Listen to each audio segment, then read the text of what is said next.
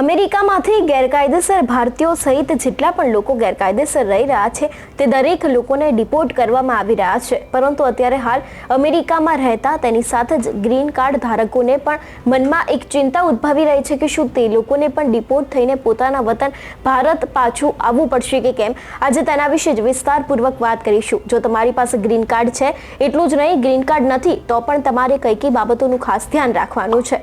નમસ્કાર, હું હંસિની અને તમે જોઈ રહ્યા છો નિર્ભય ન્યૂઝ। અમેરિકામાંથી અત્યારે હાલ ગેરકાયદેસર લોકોને કાઢવાનું કામ ડોનાલ્ડ ટ્રમ્પ દ્વારા કરવામાં આવી રહ્યું છે। જ્યારથી ડોનાલ્ડ ટ્રમ્પ બીજી વખત સત્તા ઉપર બેઠા ત્યારથી જ તેમના દ્વારા અનેક એવા મોટા નિર્ણયો લેવામાં આવ્યા હતા અને ખાસ કરીને તેમાં ઇમિગ્રન્ટ્સને, જેટલા પણ લોકો ગેરકાયદેસર ઇમિગ્રન્ટ્સ છે તે લોકોને નીકાળવાનો સૌથી મોટો નિર્ણય લેવામાં આવ્યો હતો। ડોનાલ્ડ ટ્રમ્પ બીજી વખત સત્તામાં તો આવ્યા, પરંતુ તે અનેક એવી વાતોની સાથે સત્તામાં આવ્યા હતા કે તેમના જે નિર્ણય છે, તેમના જે કામ છે તે પૂરા કરીને રહેશે અને તેના ઉપર જ અત્યારે ડોનાલ્ડ ટ્રમ્પ દ્વારા કામગીરી કરવામાં આવી રહી છે। સૌથી પહેલા તો તેમણે ગ્રીન કાર્ડને લઈને નિયમો બદલ્યા, એ બાદ તેમણે જેટલા પણ ગેરકાયદેસર ઇમિગ્રન્ટ્સ છે તે લોકોને નીકાળવાનું કામ શરૂ કર્યું ને તે બાદ હવે ઘણા બધા એવા નિયમો છે જેને પણ ફેરબદલી કરવામાં આવી શકે છે।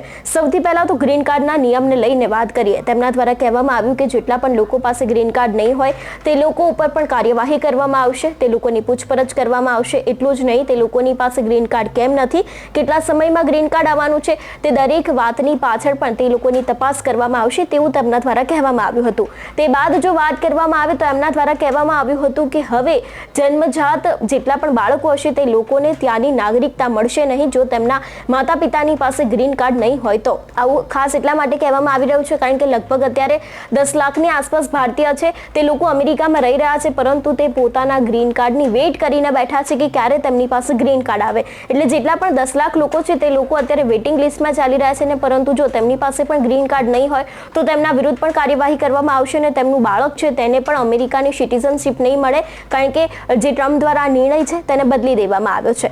આ તો વાત થઈ ગ્રીન કાર્ડની। તે બાદ તેમના દ્વારા નિયમ લગાવવામાં આવ્યો હતો કે ગેરકાયદેસર ઇમિગ્રન્ટ્સને નીકાળવામાં આવશે। તેમાં આપણે જોયું હતું કે એક ફ્લાઇટ તો ઓલરેડી પહેલેથી જ ભારત આવી ચૂકી છે, અમૃતસર લેન્ડ થઈ હતી, તેમાં 104 ભારતીયો હતા અને એની અંદર 33 જેટલા ગુજરાતીઓનો પણ સમાવેશ કરવામાં આવ્યો હતો અને તે બાદ હવે અમેરિકાથી વધુ બીજી ફ્લાઇટ છે તેને ડિપોર્ટ કરવામાં આવી રહી છે અને તે દરેક લોકોને પણ અત્યારે હાલ પોતાના વતન ભારત પાછા મોકલવામાં આવી રહ્યા છે। એટલે અત્યારે હાલ આ બંને વિષયને લઈને ડોનાલ્ડ ટ્રમ્પ ખૂબ જ એક્ટિવ મોડમાં જોવા મળી રહ્યા છે। કોઈ પણ વાત હોય, ગેરકાયદેસર ઇમિગ્રન્ટ્સ હોય કે પછી ત્યાં રહેતા ગ્રીન કાર્ડના જેટલા પણ નિયમો હોય તે ગ્રીન કાર્ડના નિયમોને લઈને ડોનાલ્ડ ટ્રમ્પ અત્યારે ખૂબ જ એક્ટિવ મોડમાં જોવા મળી રહ્યા છે।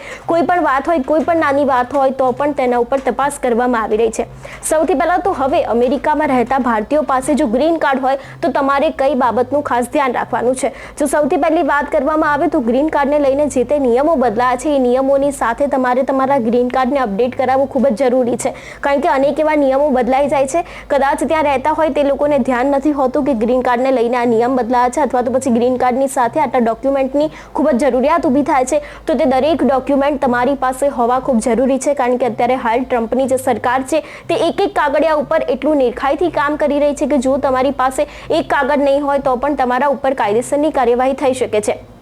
એટલે જેટલા પણ લોકો છે તે લોકોની ગ્રીન કાર્ડની જરૂરિયાત ખૂબ જ ઉદ્ભવી રહી છે, તે લોકોએ તો આની ખાસ ધ્યાન રાખવાનું છે કે તમારી પાસે ગ્રીન કાર્ડ છે તો તમારી પાસે એની લગતા જેટલા પણ યોગ્ય ડોક્યુમેન્ટ છે તે છે કે નહીં। તેની સાથે જેટલા પણ લોકો ગ્રીન કાર્ડની રાહ જોઈને બેઠા છે તે લોકોની પાસે ટ્રમ્પની સરકાર દ્વારા એક એપ્લિકેશન અથવા તો પછી એક ડોક્યુમેન્ટ આપવામાં આવ્યું હશે, તેના વિશે પણ તમારે ખાસ જાણકારી રાખવી ખૂબ જ જરૂરી છે, કારણ કે જે તે સમયે તમારા ઉપર ત્યાં કોઈ પણ કાર્યવાહી કરવામાં આવે, કોઈ પણ પોલીસ હોય અથવા તો પછી સરકારનું કોઈ પણ અધિકારી હોય, તે વ્યક્તિ તમારી તપાસ કરવા આવે ને તે સમયે જો તમારી પાસે આ ડોક્યુમેન્ટ હશે તો તમે તેમને બતાવી શકશો, બાકી જો તમારી પાસે આ ડોક્યુમેન્ટ નહીં હોય તો કદાચ તમારી પણ ગણતરી ગેરકાયદેસર લોકોમાં થઈ શકે છે। એટલે જેટલા પણ નિયમો બદલાયા છે એને લઈને, ખાસ કરીને ગ્રીન કાર્ડને લઈને જેટલા પણ લોકો છે તે લોકોએ આ દરેક બાબતનું ધ્યાન રાખવું ખૂબ જ જરૂરી છે।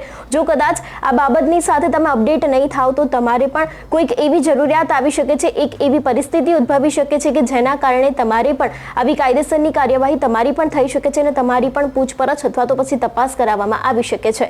તમારું શું માનવું છે આ વિષયને લઈને અમને કમેન્ટ કરીને ચોક્કસ જણાવજો। તેની સાથે જ અમારી ચેનલ નિર્ભય ન્યૂઝને લાઇક, શેર અને સબસ્ક્રાઇબ કરવાનું ભૂલશો નહીં। નમસ્કાર।